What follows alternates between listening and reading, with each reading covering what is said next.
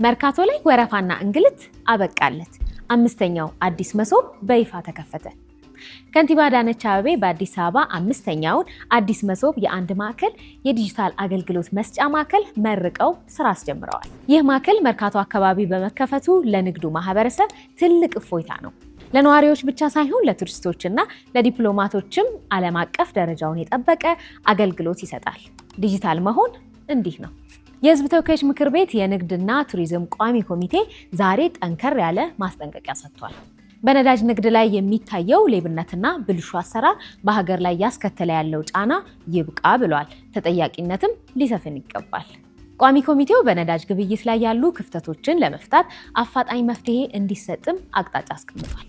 ከጦርነት ይልቅ ውይይት ለሰላም ብቸኛው መንገድ በጠረጴዛ ዙሪያ መቀመጥ ነው። የሀገራዊ ምክክር ኮሚሽን የትግራይ ክልል አጀንዳዎችን በአዲስ አበባ እየመከረ ይገኛል። በዚህ ወቅት ወይዘሮ ኬሪያ ኢብራሂም ችግሮችን በጉልበት ሳይሆን በጠረጴዛ ዙሪያ መፍታት ብቸኛው መንገድ ነው ሲሉ ተደምጠዋል። በክልሉ ምቹ ሁኔታ እስኪፈጠር ድረስ ሂደቱ ሳይስተጓጎል በአዲስ አበባ መቀጠሉም ለሰላም የሚሰጥ ትልቅ ዋጋ ነው።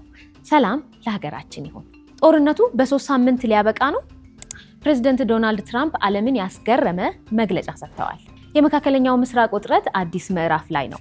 ትራምፕ አሜሪካ በኢራን ላይ የምታደርገውን ጥቃት በ2 ሳምንታት ውስጥ ልታቆም እንደምትችል ፍንጭ ሰጥተዋል። እንዲያውም ግጭቱን ለማቆም የግድ የሰላም ስምምነት መፈረም ላያስፈልግ ይችላል ብለዋል።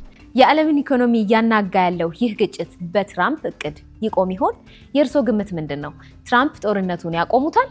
አስተያየቶን ይጻፉልን።